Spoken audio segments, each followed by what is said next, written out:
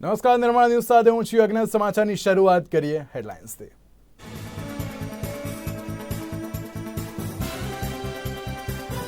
ભૂપેન્દ્ર પટેલે સંભાળ્યો મુખ્યમંત્રી પદનો પદભાર. સતત બીજી વખત મુખ્યમંત્રીનો ચાર્જ સંભાળ્યો. શુભ મુહૂર્તમાં પૂજા કરી ચાર્જ સંભાળ્યો.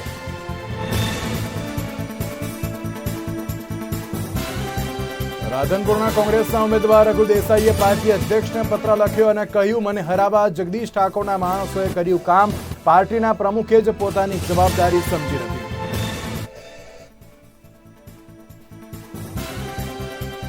સીએમ ભૂપેન્દ્ર પટેલ મુખ્ય અગ્ર સચિવ, મુખ્ય સચિવ અને સીએમઓ ટીમ સાથે કરશે 1-to-1 બેઠક. ચાર્જ સંભાળ્યા બાદ વિવિધ યોજનાઓ સંદર્ભે સીએમ કરશે સમીક્ષા. જોઈએ સમાચાર વિગતવાર. તો અરુણાચલ પ્રદેશના તવાંગ વિસ્તારમાં ભારતીય અને ચીની સૈનિકો વચ્ચે અથડામણને લઈને સંસદમાં ભારે હંગામો થયો હતો. ત્યારે રક્ષામંત્રી રાજનાથસિંહ અને ભારતીય અને ચીની સૈનિકો વચ્ચે થયેલી અથડામણને લઈને લોકસભામાં નિવેદન આપ્યું હતું. અને રાજનાથસિંહે કહ્યું હતું કે 9મી ડિસેમ્બર 2022ના રોજ પીએલએ ટુકડીઓએ તવાંગમાં એલએસીનું ઉલ્લંઘન કર્યું હતું, નિયમો તોડ્યા હતા. ભારતીય સેનાએ પીએલએને અતિક્રમણ કરતા પણ અટકાવ્યું હતું. તેને પોતાની પોસ્ટ પર જવાની પણ ફરજ પડી હતી. વધુમાં રક્ષામંત્રીએ કહ્યું હતું કે આ ઘટનામાં બંને દેશના કેટલાક સૈનિકો પણ ઘાયલ થયા છે. આપણા સૈનિકોમાંથી એક પણ મૃત્યુ પામ્યા નથી કે ગંભીર રીતે ઘાયલ પણ થયા નથી. આપણે સમયસર પગલાં પણ લીધા છે, જેના કારણે ચીની સૈનિકો ભાગ્યા હતા. ત્યારે આ પછી સ્થાનિક કમાન્ડરે વ્યવસ્થા હેઠળ 11મી ડિસેમ્બરે ચીની કાઉન્ટરપાર્ટ સાથે ફ્લેગ મિટિંગ પણ કરી હતી અને ચીનને આવી કાર્યવાહી કરવા માટે મનાઈ પણ કરવામાં આવી હતી.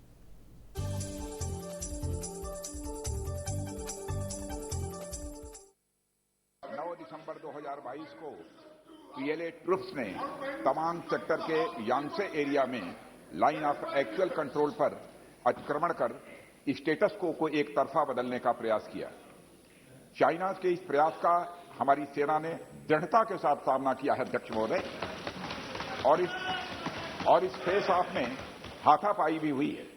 भारतीय सेना ने बहादुरी से पीएलए को हमारी टेरिटरी में अतिक्रमण करने से रोका और उन्हें उनकी पोस्ट पर वापस जाने के लिए मजबूर कर दिया. अध्यक्ष महोदय, इस झड़प में दोनों ओर के कुछ सैनिकों को चोटें भी आई हैं और मैं इस सदन को अवगत कराना चाहता हूं कि हमारे किसी भी सैनिक की न तो मृत्यु हुई है और न ही कोई गंभीर रूप से घायल हुआ है. इंडियन मिलिट्री कमांडर्स के टाइमली इंटरवेंशन के कारण पीएलए सोल्जर्स अपनी लोकेशंस पर वापस चले गए. अध्यक्ष महोदय, और इस घटना के पश्चात एरिया के लोकल कमांडर ने 11 दिसंबर 2022 को अपने चाइनीज काउंटर पार्ट के साथ स्थापित व्यवस्था के तहत एक फ्लैग मीटिंग की और इस घटना पर चर्चा की. चीनी पक्ष को इस तरह के एक्शन के लिए मना किया गया और सीमा पर शांति बनाए रखने के लिए कहा गया. इस मुद्दे को चीनी पक्ष के साथ कूटनीतिक स्तर पर भी उठाया गया है. अध्यक्ष महोदय, मैं इस सदन को आश्वस्त करना चाहता हूं कि हमारी सेनाएं हमारी भौमिक अखंडता को सुरक्षित रखने के लिए पूरी तरह से प्रतिबद्ध हैं और इसके खिलाफ किसी भी प्रयास को रोकने के लिए सदैव तत्पर है हमारी भारत की सेना. और मुझे विश्वास है कि यह सदन हमारी सेनाओं की वीरता और साहस को एक स्वर से समर्थन देगा. और अध्यक्ष महोदय, मैं पूरी तरह से आश्वस्त हूं कि यह संसद बिना किसी संशय के भारत की सेना की क्षमता, शौर्य, पराक्रम व प्रतिबद्धता का भी अभिनंदन करेगा.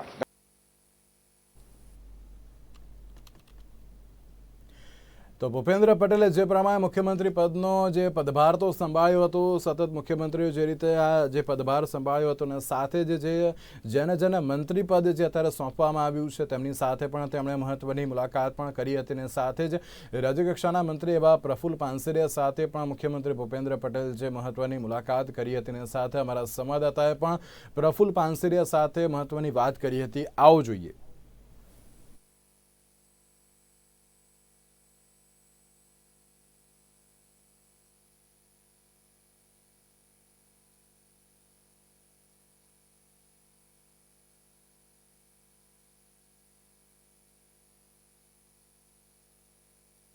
નવી શરૂઆત આજથી થઈ રહી છે મંત્રી બન્યા પછી સૌથી પહેલી તમારી પ્રતિક્રિયા શું છે અત્યારે?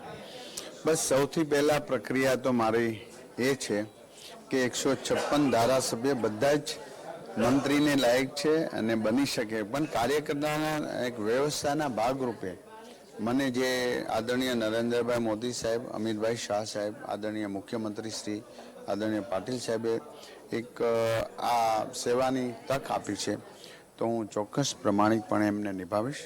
અને નરેન્દ્રભાઈ જે દિશામાં શિક્ષણને લઈ જવાનો પ્રયાસ કરી રહ્યા છે એમાં હું મારો પ્રમાણિક પ્રયાસ કરીશ. ભાઈ, જવાબદારી તો તમે સંભાળી લીધી, કાર્ય પણ હવે આગળ કરશો. તમારા વિભાગનું સૌથી પહેલું પ્રાથમિક કામ કયું હશે કે જેનો ફાયદો સીધો લોકોને જમીન સુધી પહોંચે? આમ તો આગળના મંત્રીશ્રીઓ અને સરકાર આમાં ખૂબ ગંભીરતાથી શિક્ષણ ક્ષેત્રે કામગીરી કરી રહી છે. આપ જોતા હશો પહેલાં ડ્રોપ રેશિયો કેટલો હતો, હાલની તારીખમાં કેટલો છે. શિક્ષણ સાથે સાત્વિકતા અને એક શ્રેષ્ઠ ભારતનો નાગરિક નિર્માણ થાય એ દિશા જે નરેન્દ્રભાઈ વિચારી રહ્યા છે, આવનારા નવી શિક્ષણ પદ્ધતિની અમલીકરણ, એના પ્રશ્નો, એ અમલીકરણની અંદર ની કમ્યુનિકેશન શાળા સાથેનું, એમાં અમે એ નવું છે એમાં પ્રયાસ કરીશું.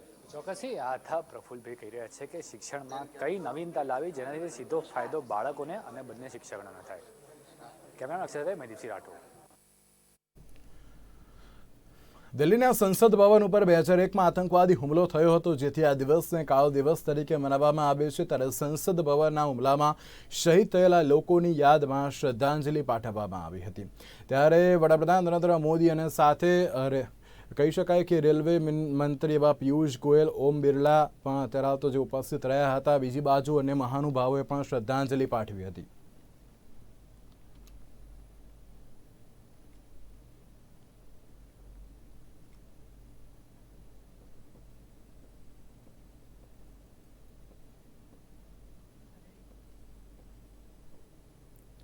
ચૂંટણી પરિણામ બાદ કોંગ્રેસમાંથી સૌથી મોટા સમાચાર સામે આવ્યા છે. કોંગ્રેસના પૂર્વ ધારાસભ્ય રઘુ દેસાઈએ પ્રદેશ પ્રમુખને સસ્પેન્ડ કરવાની માંગ કરી છે.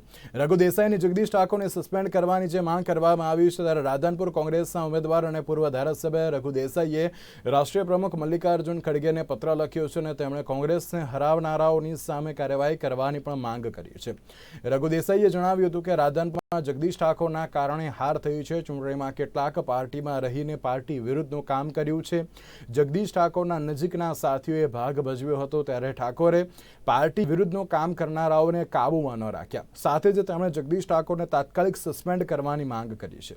અધ્યક્ષને ફોન કર્યો છે અને એમને લેટર પણ લખીને આપ્યો.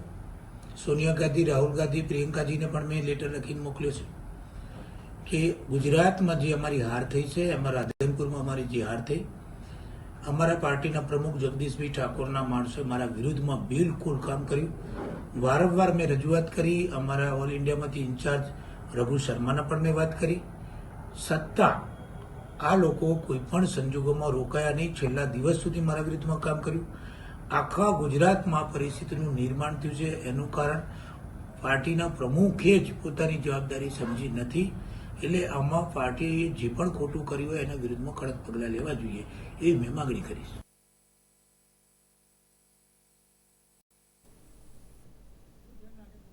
ભાજપ શાસિત પાલનપુર નગરપાલિકામાં કોંગ્રેસના વોર્ડ નંબર 4ના નગરસેવકે અચાનક રાજીનામું ધરી દીધું છે. પાલનપુર નગરપાલિકામાં છેલ્લી 5 ટર્મથી ચૂંટાઈ આવતા મોહમ્મદ અલી મંસૂરીએ અચાનક રાજીનામું આપી દેતા અનેક તર્ક વિતર્ક વહેતા થયા છે. જોકે નગરસેવક મોહમ્મદભાઈ મંસૂરીએ પોતાની તબિયત નાદુરસ્ત રહેતી હોવાથી પોતે પોતાના મતવિસ્તારમાં સમય આપી શકતા નથી, જેના કારણે વ્યથિત થઈને જેઓએ સ્વેચ્છાએ રાજીનામું આપ્યું હોવાનો પણ ઉલ્લેખ કર્યો છે. આમ કોંગ્રેસના નગરસેવકના રાજીનામામાં વિપક્ષ કોંગ્રેસના 12 નગરસેવકો પૈકી 1નો ઘટાડો થતા હવે કોંગ્રેસ પાસે 11નું સંખ્યાબળ રહી ગયું છે. જોકે નગરસેવકનું રાજીનામું મંજૂર પણ કરી દેવામાં આવ્યું હોવાના અહેવાલ વચ્ચે ખાલી સીટ ઉપર પેટા ચૂંટણી આવશે તેવા એંધાણ પર વર્તાઈ રહ્યા છે.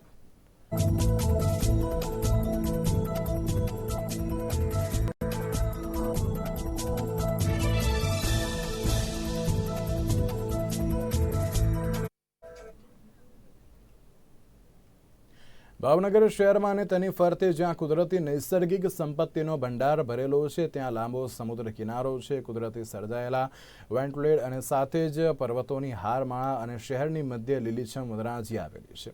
આ કુદરતી સૌંદર્યના સાનિધ્યમાં ડિસેમ્બર મહિનામાં વિવિધ કુળના વિદેશી યાયાવર પક્ષીઓ હિમાલય ઓળંગીને યુરોપમાંથી ગોહિલવાડ કે જે આ પક્ષીઓનું મોસાળ ગણાય છે ત્યાં મહેમાન ગતિ માણવા માટે આવી પહોંચતા હોય છે. તેમ દેશ અને વિદેશમાંથી આવતા વિવિધ પક્ષીઓને નિહાળવાની ઉમદી તક જે ભાવનગર વાસીઓને મળતી હોય છે તેમજ તેના જતન કરવાની નૈતિક જવાબદારી પણ ભાવેણા વાસીઓ નિભાવી રહ્યા છે.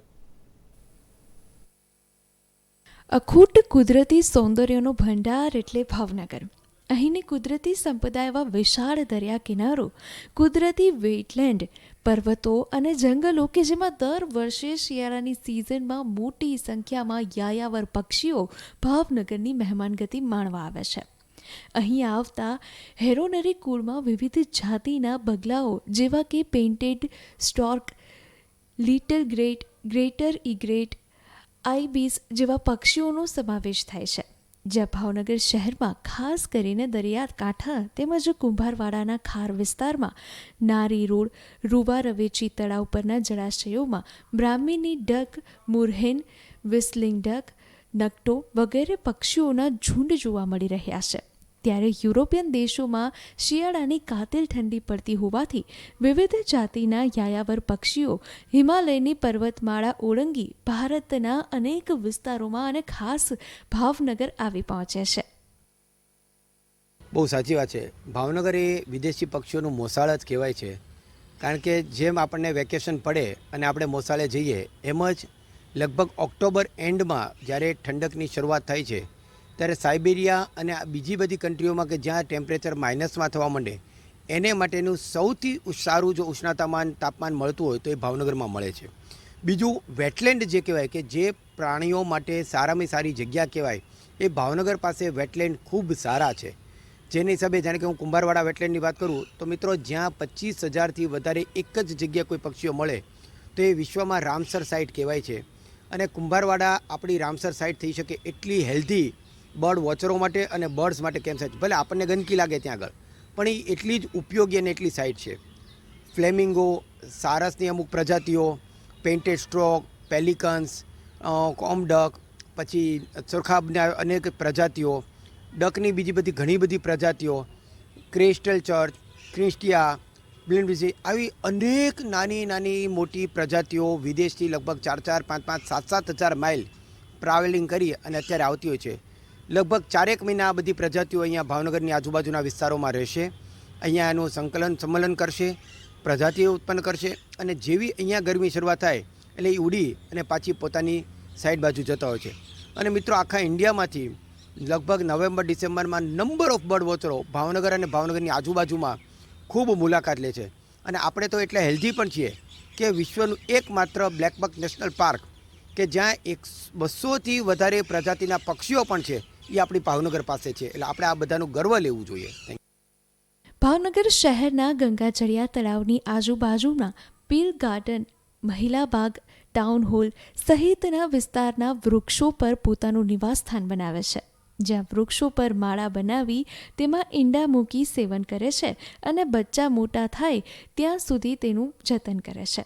યુરોપની કાતિલ ઠંડીથી બચવા ભારતમાં અને ખાસ ભાવનગરની મહેમાનગતિ માણવા માટે આવી પહોંચતા વિવિધ પ્રજાતિના દેશી વિદેશી પક્ષીઓને નિહાળવા પક્ષી પ્રેમીઓ મોટી સંખ્યામાં ઉમટી પડે છે. તેમજ તેના પર સંશોધન કરવા પણ અનેક લોકો જોડાય છે. ત્યારે ભાવનગર શહેરની મધ્યમાં આ તમામ પક્ષીઓ વસવાટ કરતા હોય છે. તેઓ સામાન્ય રીતે અન્ય શહેરોમાં જોવા મળતું નથી, જેથી તેના યોગ્ય જતન અંગેની ભાવનગરવાસીઓની નૈતિક જવાબદારી બને છે. તેમજ આ સ્થળને વધુ વિકસિત કરવું જોઈએ તેવું પણ ઘણા તજજ્ઞ કહી રહ્યા છે. નિર્માણ ન્યૂઝ સાથે કેતન સોની, ભાવનગર. ગુજરાતમાં ભારતીય જનતા પાર્ટીએ ફરી એકવાર સરકાર બનાવી છે. ત્યારે જામનગર જિલ્લામાં કપાસિયા તેલના ડબ્બામાં ₹200 અને સિંગ તેલના ડબ્બામાં 300 જેટલો ઘટાડો થતાં લોકોને મોંઘવારીમાંથી થોડીક રાહત મળી છે. પરંતુ સિંગતેલના ડબ્બામાં ₹60નો વધારો કરવામાં આવ્યો છે, જ્યારે છેલ્લા 15 દિવસથી સિંગતેલ, કપાસિયા તેલ, પામોલીલ તેલ, સનફ્લાવર તેલના ભાવમાં ઘટાડો જોવા મળી રહ્યો છે. મળતી માહિતી અનુસાર આવનારા દિવસોમાં પણ ઘટાડો થાય તેવી શક્યતાઓ વર્તાઈ રહી છે, જેથી લોકો રાહતનો શ્વાસ પણ લઈ રહ્યા છે.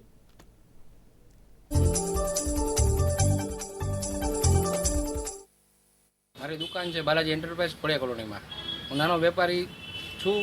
અત્યારે તેલનો ભાવ આજનો આવેલો છે ₹2060 જૂના ગીતાના, અને તિરુપતિનો ભાવ આવેલો છે ₹2200, અને સિંગતેલનો ભાવ આવેલો છે ₹2500 નવાના.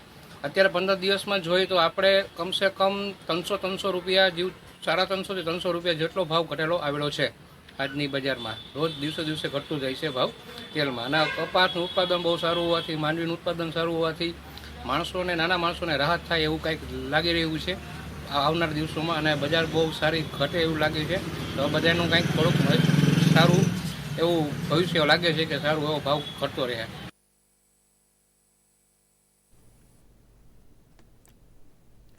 તો સમાચારમાં અગર વાત કરીએ તો કચ્છના વાગડ વિસ્તારના રાપર તાલુકાના 39 ગામોના પાદરમાંથી કચ્છની જીવાદોરી સમાન નર્મદા કેનાલ વહી રહી છે.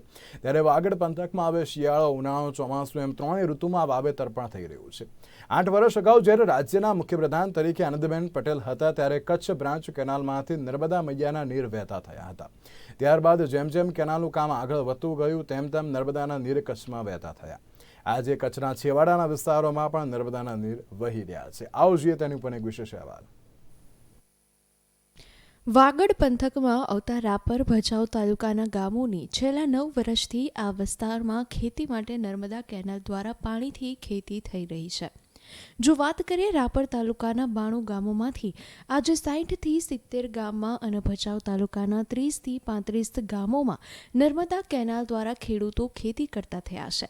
અને પીવાનું પાણી તો રાપર, ભરાઉચ તાલુકાના ગામોને લગભગ કેનાલ દ્વારા પાણી વિતરણ થાય છે.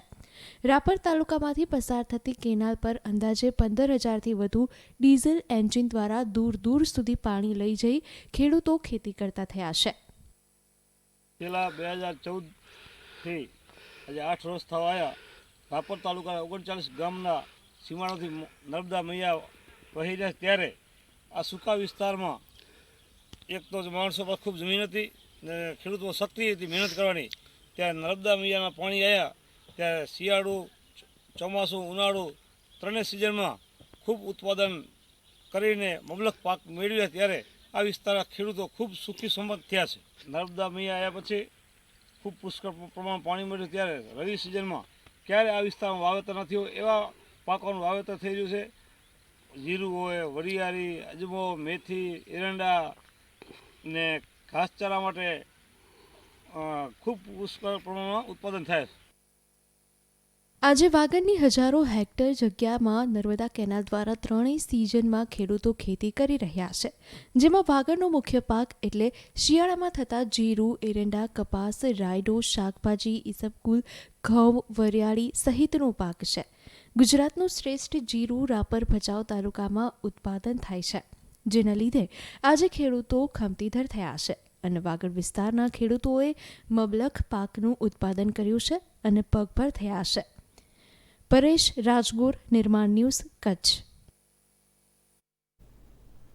રાજકોટમાં થોડાક દિવસ પહેલા સર્વેશ્વર ચોકમાં મયુરસિંહ રાણા ઉપર લોક સાહિત્યકાર દેવાયત ખવડ અને તેના સાગરીતે પાઇપ વડે જીવલેણ હુમલો કર્યો હતો. ત્યારે મયુરસિંહ રાણાના પરિવારજનોએ પ્રેસ કોન્ફરન્સ યોજીને જણાવ્યું હતું કે 6 દિવસથી દેવાયત ખવડ અને હુમલામાં સામેલ વ્યક્તિઓ ફરાર હોવા છતાં પોલીસ દ્વારા હજુ સુધી કોઈપણ કડક કાર્યવાહી હાથ ધરવામાં આવી નથી. ઉપરાંત દેવાયત ખવડની પોલીસ સાથે સાંઠગાંઠ છે અને જો આગામી 48 કલાકમાં દેવાયત ખવડને પકડવામાં નહીં આવે તો પરિવાર દ્વારા વિરોધ પ્રદર્શન કરવામાં આવશે તેમ મયુરસિંહ રાણાના પરિવારજનોએ જણાવ્યું હતું. દેવાયત ખવડ જે છે બરાબર, જેની આની શરૂઆત થઈ હતી કે ભાઈ મયુરસિંહ રાણાએ અપશબ્દો બોલેલા બરાબર, અને ત્યારબાદ દેવાયત દ્વારા મયુરસિંહ રાણા ઉપર કાયદાકીય પ્રવૃત્તિ કાયદેસરની ટૂંકમાં ફરિયાદ દાખલ કરવામાં આવી હતી. ત્યારબાદ મયુરભાઈ વિરુદ્ધ કાયદાકીય પગલાં લેવામાં આવ્યા હતા. તેમ છતાં પણ આ બનાવ બનવામાં આવેલ છે બરાબર. એ બાબતે આપણે આજ વાત કરવાની છે. તેમ છતાં દેવાયત દ્વારા આ ન કરવાનું કૃત્ય કરીને એણે પોતાની ધાક જમાવવા માટે આ કાર્યને અંજામ આપ્યો છે. દેવાયત ખવડને આજે 6 થી 7 દિવસ થયા, તેમ છતાં પણ પોલીસ અધિકારીના પકડથી તે દૂર છે, બરાબર. એટલે હજી કેટલો સમય આવું આવું બન્યું રહેશે, બરાબર. મયુરસિંહના પરિવાર દ્વારા ખાલી એટલી જ ખાતરી જોઈ છે કે ભાઈ દેવાયતને વહેલીમાં વહેલી તકે હવે એણે જે કૃત્ય કર્યું છે તેના અગેન્સ્ટ કાયદાકીય પગલાં લેવામાં આવે, અને જે જનરલ આપણે ગુનેગારોમાં આપણે જોઈએ છીએ કે જનરલ ગુનેગારોને જે રીતે એની સરભરા કરવામાં સરઘસ કાઢવામાં આવે, એ અમારી માંગણી છે કે 307ના આરોપીને જનરલ રીતે જે રીતની ટ્રીટમેન્ટ પોલીસ દ્વારા દેવામાં આવતી છે એ ટ્રીટમેન્ટ દેવાયત ખવડને આપવામાં આવે, કોઈ પણ જાતે વીવીઆઈપી ટ્રીટમેન્ટ આપવામાં આવે નહીં. આમના માટે અમે તો પોલીસને આવેદન દીધેલા, અમારા સમાજે પણ આવેદન દીધેલા, બરાબર. હજી 24-48 કલાકમાં જો દેવાયતને પકડવામાં ન આવે, બરાબર છે, તો ગાંધી ચિંધ્યા માર્ગે આપણે મયુરસિંહના પરિવાર દ્વારા આંદોલન કરવામાં આવશે કમિશનર ઓફિસની બહાર, એ નક્કી જ છે.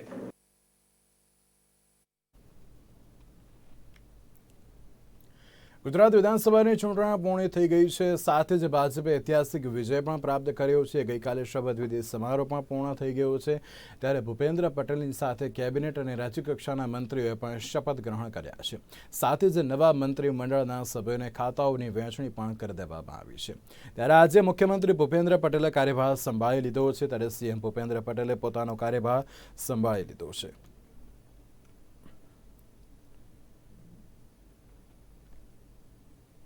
સોમવારે ગુજરાતના 18માં મુખ્યમંત્રી તરીકે ભૂપેન્દ્ર પટેલે શપથ ગ્રહણ કર્યા હતા. ત્યારબાદ કેબિનેટની બેઠક પણ મળી હતી, જેમાં મંત્રીઓને તેમના ખાતાની ફાળવણી કરવામાં આવી હતી. ત્યારે આજે મંગળવારે કૃષિ, પશુપાલન, મત્સ્ય ઉદ્યોગના મંત્રી રાઘવજી પટેલે ચાર્જ સંભાળ્યો હતો.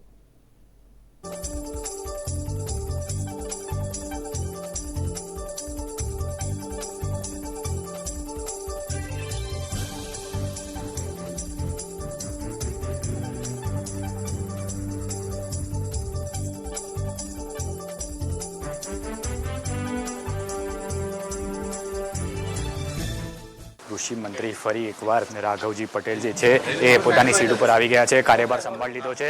એમની સાથે વાત કરવાનો પ્રયત્ન કરીશું. મહત્વની વાત કહી છે કે રાઘવજીભાઈ રાઘવજી ચાર્જ સંભાળી લીધો છે, કયા પ્રકારની હવે કાર્યપદ્ધતિ રહેશે? મારી કાર્યપદ્ધતિ તો જ્યારથી હું રાજકારણમાં દાખલ થયો લગભગ 40 વર્ષનો કાર્યકાળ પૂરો થાય છે, એવી નેવી લોકો સાથે સીધો સંપર્ક, સમાજના તમામ વર્ગના લોકોને મદદરૂપ થવું, નાનો મોટો, નાત જાત કોમ કોઈ ભેદભાવ જોયા વગર બધાને મદદરૂપ થવાની ભાવના સાથે હું કામ કરવાનો છું. ખાસ કરીને સૌ પ્રથમ પહેલી પ્રાથમિકતા કઈ રહેશે કામની? મને કૃષિ, પશુપાલન અને ગૌ સંવર્ધનની સાથોસાથ વધારાના ખાતાઓમાં મત્સ્યોદ્યોગ, ગ્રામ વિકાસ અને ગ્રામ ગૃહનિર્માણ વિભાગનો પણ જવાબદારી સોંપવામાં આવી છે. ત્યારે સમગ્ર રાજ્યના ખેડૂતો કેમ સમૃદ્ધ થાય એ દિશામાં, એની આવક કેમ વધે એ દિશામાં, પશુપાલકોને વધુ ઉપયોગી થઈ અને રાજ્યના આર્થિક વિકાસમાં પશુપાલકો ખૂબ મહત્ત્વનો ભાગ ભજવી શકે એના માટે મદદરૂપ થવાનું, ગૌવંશના સંવર્ધન માટે, એની જાળવણી માટે અને એના વિકાસ માટે જે કાંઈ થઈ શકે એ કરવા માટે અને સમગ્રતયા ગામડાના વિકાસ માટેની સમગ્ર જવાબદારી, એટલે કે ખેડૂત, ખેતી, ગામડા અને પશુપાલન, આ બધાની જવાબદારી અમારા મોવડી મંડળે મને જ્યારે સોંપી છે, ત્યારે આ તમામ વિભાગોનો સર્વાંગી ઉત્કર્ષ થાય અને રાજ્યના વિકાસમાં આ લોકો વધુમાં વધુ પોતાનું યોગદાન આપી શકે એવી સ્થિતિનું નિર્માણ થાય એ દિશામાં હું કામ કરવાનો છું. ચોક્કસથી આ હતા કૃષિ મંત્રી જે રાઘવજી કહી રહ્યા છે કે ખાસ કરીને વાત કરીએ તો તમામ પ્રાથમિક કામો છે, કાર્યપદ્ધતિ અનુભવી છું, તો કાર્યપદ્ધતિ લોકો સુધી કરી સીધે પહોંચે તેનો મારો સફળ પ્રયાસ છે. કેમેરા નક્ષે સાથે મયદીપસિંહ રાઠોડ. વાત કરીએ જૂનાગઢની, તો જૂનાગઢ જિલ્લામાં કેશોદ બાર એસોસિએશનની ચૂંટણી યોજવામાં આવે તે પહેલાં જ પ્રમુખ, ઉપપ્રમુખ અને મંત્રીના હોદ્દાની બિનહરીફ વરણી થઈ હતી. ત્યારે એડવોકેટ સૂરજ ચાવડા સતત બીજી વાર પ્રમુખ બનતા કેશોદ કોર્ટના હોલમાં વકીલ મંડળે મોં મીઠું કરાવીને શુભેચ્છાઓ પાઠવી હતી.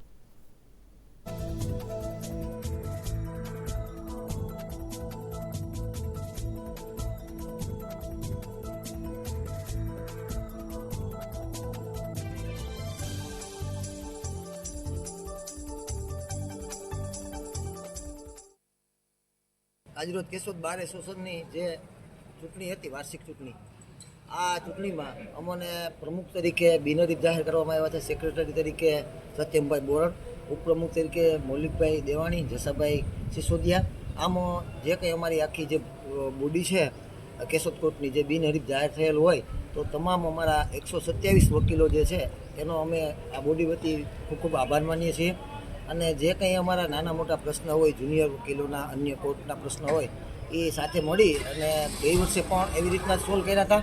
અને આવતા વર્ષે પણ ઘણા મોટા પ્રશ્ન છે અને હશે તો આપણે મળી અને અમારા વકીલ મંડળ છે તે સોલ્વ કરશે. ખાસ વકીલ મંડળની જવાબદારી કેશોદ શહેર પ્રત્યે પણ છે. ત્યારે કેશોદ શહેર અને ગ્રામ્યમાં જ્યારે લીગલના કોઈ પણ પ્રશ્ન, કાયદાકીયના પ્રશ્ન આવશે ત્યારે પણ અમે વકીલ મંડળ તમામ સાથે મળી અને આ પ્રશ્નનો ઉકેલ લઈ આવવાના પ્રયત્ન કરશું. આ તકે જે વકીલોએ અમને સાથ સહકાર આપ્યો છે એ જુનિયર અને સિનિયર વકીલોનો અમે હાર્દિક આભાર માનીએ છીએ. અગાઉ ગત 21-22 ચૂંટણીમાં ઇલેક્શન થયેલું ત્યારે પણ હું પ્રમુખ તરીકે ચૂંટાયેલો. આ વખતે અમારા ટોટલ 127 એડવોકેટ સભ્યો છે અને તેમાં આ વખતે અમને બિનહરીફ જાહેર કરેલા છે.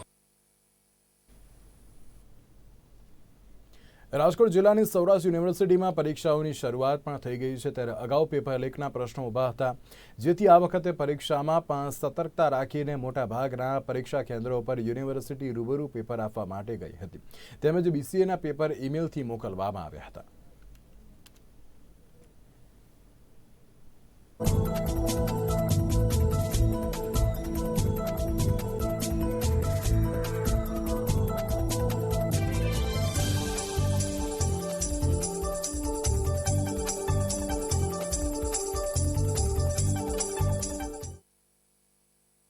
હું હાલ રાજકોટમાંથી જ આવી રહ્યો છું અને મારે સેમ 1ની એક્ઝામ છે. જે એક્ઝામમાં તો એવું છે કે અમે મહેનત તો પૂરી કરી છે પણ પછી પેપર ફૂટી જાય છે. એનું કારણ એ જ છે કે જે ખોડિયા હોય છે એ પેપર ફોડી નાખે છે અને તકલીફ બધા વિદ્યાર્થીઓને પડે છે. વિદ્યાર્થીઓને તકલીફ જે ગામડેથી આવતા હોય છે એને ખોટા ધક્કા થાય છે. એ જ માટે કે હું આશા રાખું કે પેપર હવે કોઈ દિન ફૂટે નહીં. અને